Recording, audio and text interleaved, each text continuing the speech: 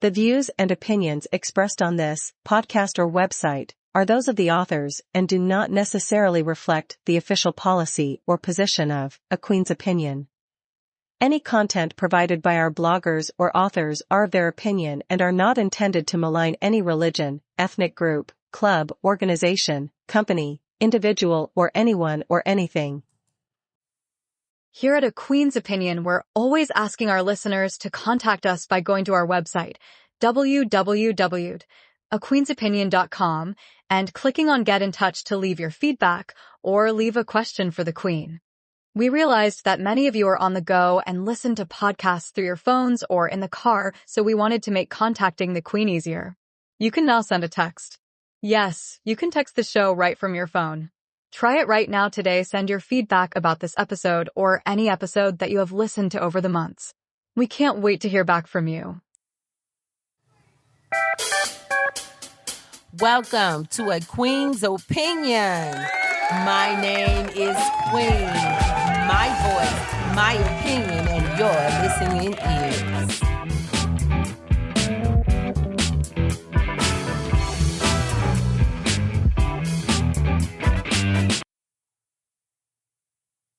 In the month of February, which is the shortest month of the year, we celebrate Black history in the United States. We also celebrate Valentine's Day.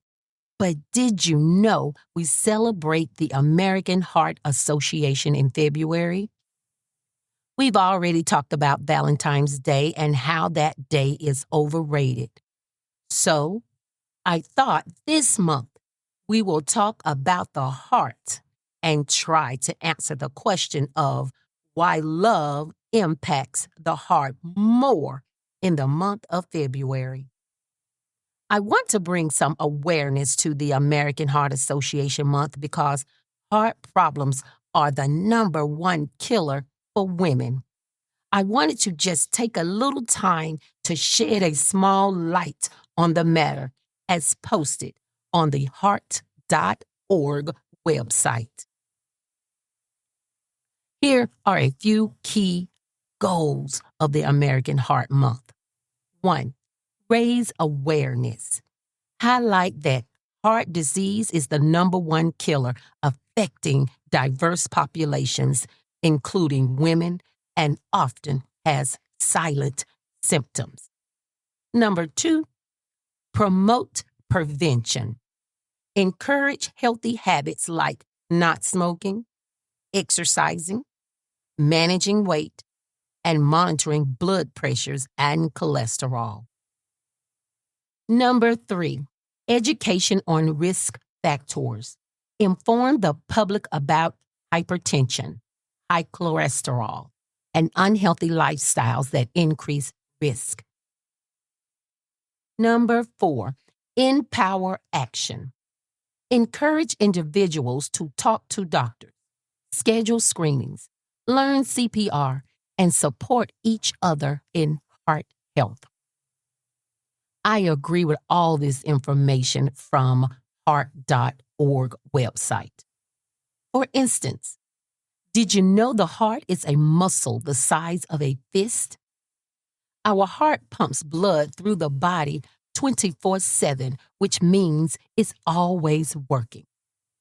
The heart is one of the main systems of the body. If we didn't have the heart to pump blood through the body, are we alive? No. If the heart stops beating and pumping blood through our body, surely we would be labeled as dead. The heart does so much for us, like removing the carbon dioxide from the body. It helps remove waste in the body, and it helps maintain our blood pressure. Just to name a few functions the heart contributes to maintaining our health. But how does emotions impact the heart? I think love also impacts the heart. The love we give and share with others impacts our overall body health. How may you ask? Well, The way we feel about people or situations impacts our emotions, and the way we care for our physical body impacts the functions of our other organs and heart. Let me give you a couple of examples of how emotions and physical care can impact our heart and body. For example, physical pain. The things we do to our bodies over the years eventually catch up with us. If we didn't take care of ourselves during the younger years, then it comes back to us in the later years. For example, if you were a person that took drugs or drank alcohol, or the way we say it in the South, liquor, then your chances of having heart problems increase. I feel I can talk about this issue because I have family members who took to the bottle drinking a lot, and now over the years you can see it in their presence. Over time, alcohol can damage your heart. Once the heart has been overworked and starts to deteriorate, so does the body and its organs. We need to take care of ourselves so we won't have to worry about heart disease. Emotions of anger or pain. When we are angry with someone, we raise our voices, we swing our arms, or walk faster to confront the person or people that strike a nerve in us. When we feel pain in our body or receive hurtful words, those feelings can impact the heart. Those painful words and anger probably caused increased blood pressure, causing feelings of stress. Our heart beats faster and works harder, causing our heart to work overtime to pump blood through the body. Emotions of sadness. When we are sad from missing a loved one, our heart feels heavy.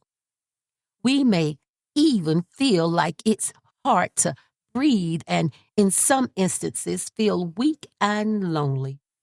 We tend not to want to talk about our sadness in the moment. This emotion, too, impacts the heart, causing it to perhaps beat slower. We may not want to eat or drink. We have no energy to do anything. Emotions of joy and happiness. When we feel joy and happiness, the heart may feel overwhelmed with emotion. Our body, too, gets overwhelmed with emotions. I met people who were so happy that they tinkled a little bit in their clothes. Have you ever had that happen? We're going to move on. We see children so happy they don't want to go to the bathroom because they don't want to stop what they are doing at the time. Think about it. When you are happy or filled with joy, don't you feel good? Your face has a big smile or a strong grin. Your eyes are wide open. You may feel the heart beating faster or a pressure feeling in the heart. You may get weak in the knees from being overjoyed. Emotions of love. The same is true for when we feel love because it's all connected to the heart. When we feel emotions, whether anger, sadness, joy, happiness, or love, they all impact the heart and body. Our body receives emotions of love, which could possibly increase our oxygen intake, make us feel warm, make our hearts beat faster, bring a smile to our face, and even prompt us to say kind, loving things to each other. Why does love impact our heart? Well, it's because we are emotional creatures. How we choose to react to things going on in our lives impacts the heart. I don't think you can have too much love, but I do think not effectively managing the love coming in and out of our bodies can impact the heart. If you are a person that's always giving love to everyone in your life and not replenishing your love intake, well, it can wear you down physically and mentally. Both things can impact our heart, causing our heart to impact other organs in our bodies. If we don't receive enough love, it impacts our emotions. If we don't receive enough love from our family, friends, children, and our significant other, our output with them is cut short. You'll find that if your love intake is low, you will have less understanding for what others are feeling, less sympathy, empathy, less energy, just overall less love output is given. I think love impacts the heart in a positive way. Love gives you positive energy and overall good feeling. When we share love or give love through hugging and kissing, watching movies together, sitting on the couch with your loved one, going outside to play with the kids, or hanging out with your friends, our heart pumps better to allow the blood and oxygen to flow through our body, which enriches our overall body health, giving our body a good feeling. Remember, your physical and emotional warehouse must be stocked to support you daily. Filling the heart with love makes you want to do more activities with others, which is filling up your love tank. Filling up your warehouse with emotions, and by doing activities with others, you're also filling up your physical warehouse. Love impacts the heart and body from head to toe. As we close, let this be a reminder that caring for your heart is not just about what you eat or how often you exercise. It's also about how you manage your emotions, your stress, and the love you carry within. I encourage you to practice a moment of self-care for your heart. Pause, take a deep breath. Drink some water.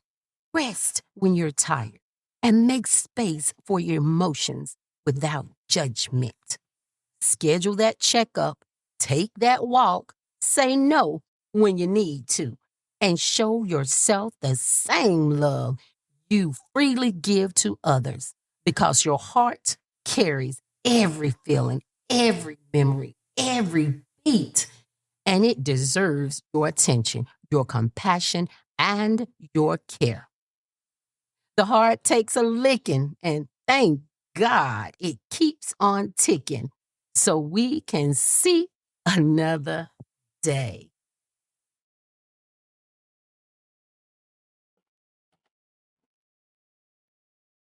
A Queen's Opinion is a podcast that allows people, especially women, to think out loud about life situations and seek an opinion without being judged.